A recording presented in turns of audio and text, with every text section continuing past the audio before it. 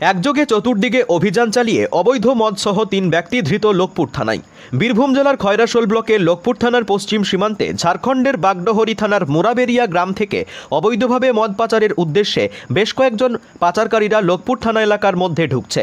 এরূপ তথ্য গোপন সূত্রে পাওয়া মাত্রই লোকপুর থানার ওসি সায়ন্তন ব্যানার্জি টহলরত মোবাইল ভ্যান সহ অন্যান্য গাড়ি ও পুলিশ দিয়ে ঝাড়খণ্ডের মুরাবেরিয়া সীমান্তবর্তী লোকপুর থানার বিভিন্ন রাস্তায় বিশেষ নজরদারি চালানোর নির্দেশ দেন।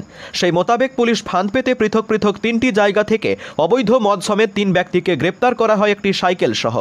জানা যায় শুক্রবার রাতের দিকে একযোগে চতুর্দিকে অভিযান চালাতেই এই সাফল্য বলে মনে করা হচ্ছে।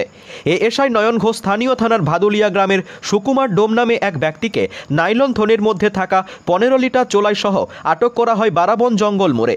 দেবাশিস ডোম নামে ভাদুলিয়া গ্রামের অপর এক ব্যক্তিকে ভাড্ডি ফুটবল ময়দান থেকে 15 লিটার চোলাই সহ আটক হয় এএসআই আনোয়ার ফারুক খানের হাতে। অন্যদিকে রূপুসপুর গ্রামের বামাচরণ বাগদি সাইকেল সহযোগে যাবার পথে 22 লিটার চোলাই সহ খরিকাবাদ মোড়ে ধরা পড়ে এএসআই অরূপ কুমার দাসের হাতে। শনিবার ধৃতদের দুবরাজপুর আদালতে হাজির করানো হয় লোকপুর থানার এসআই প্রবীর কুমার মণ্ডলের তত্ত্বাবধানে। ধৃতদের সকলকে জেল হেফাজতের নির্দেশ দেওয়া হয়েছে বলে সূত্রের খবর। খয়রাশোল থেকে সৈয়দ আব্দুল আলিম ও বিশ্বজিৎ ঘোষের রিপোর্ট।